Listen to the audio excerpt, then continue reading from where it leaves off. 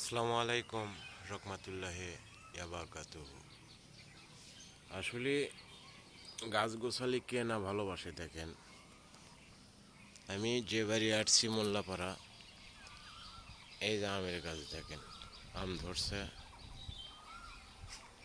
এটা আঙ্গুরের গাছ, আঙ্গুরের গাছ এটা। গাছগোছালি এত ভালো লাগে আমার, যে বলার মতো না। এই আঙ্গুরের গাছ এটা। আর আমের সাইজগুলো দেখেন, এটাও আমের গাছ। আমগুলো দেখেন, এই যে এটাও আমের গাছ। কত বড় বড় আম দেখেন।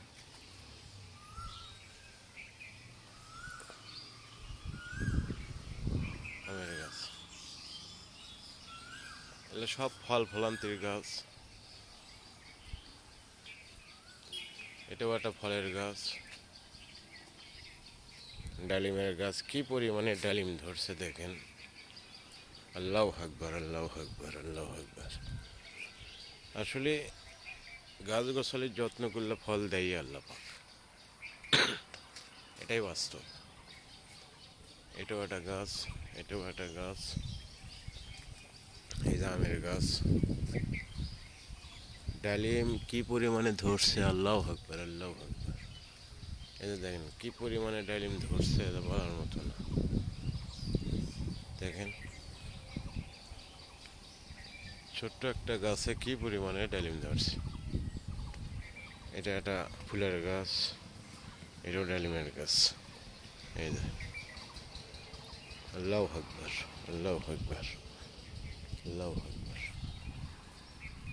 এটাও একটা যতসময় ফলের গাছ। এই যে এটাও একটা ফলের গাছ। এই যে দেখেন, এটাও একটা ফলের গাছ। এটা যতসময় লেবুর গাছ। এটা ডালিমের গাছ। এই যে, আর বিশেষ করে কুশল ক্যারেটের মধ্যে আজ দিছে দেখেন। আল্লাহু আকবার, আল্লাহু আকবার। ক্যারেটের মধ্যে কি পরিমাণে কুশল আছে। ডালিমের গাছ দেখেন, ডালিম এত পরিমাণে ধরছে, যা বলার মতো না। আল্লাহু আকবার।